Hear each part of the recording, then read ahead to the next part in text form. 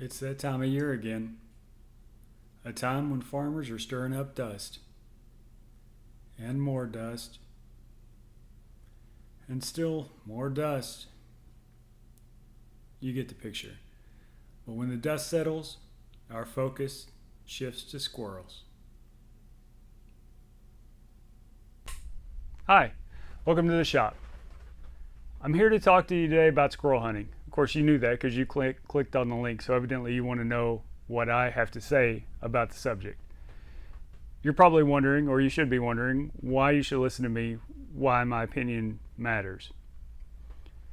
For some of you, it may not. Many of you may know more than I do about it, but some of you don't. Some of you are just getting started, and some of you old heads maybe missed something along the way, or you forgot. So I'm a self-taught guy. When I was growing up, I loved to hunt. I would try to get my dad to go all the time, but he was a very focused work guy, and that's what mattered to him, and anything else was fluff and, don't waste your time with it.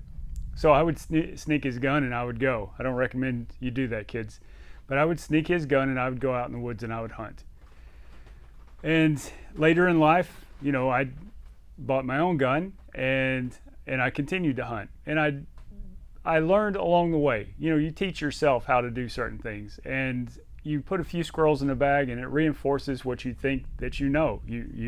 I get squirrel all the time. I must be a great squirrel hunter, but actually a lot of times you learn bad habits and things that don't work, or at least don't work well. You are getting squirrel, but the dumb ones tend to die pretty easy. It's the harder ones that fill the bag. So like I said, I was self-taught, but I moved back home. I was living in northwest Missouri, and I moved back home to Arkansas where I grew up, and I started hunting with a family member. Now his knowledge is self-taught. We all are to some extent, but his knowledge was also gained from things he had learned from his father and his grandfather, and his whole family through the years had been big hunters. So I learned a lot from him that I didn't know, and it really opened my eyes and expanded my knowledge on the subject. I'm not an expert, but I probably know more than a lot of people who go out there. So I'm going to do these videos in a series, concentrating on a different subject as we go along and as we get closer to the time to get out there and actually squirrel hunt.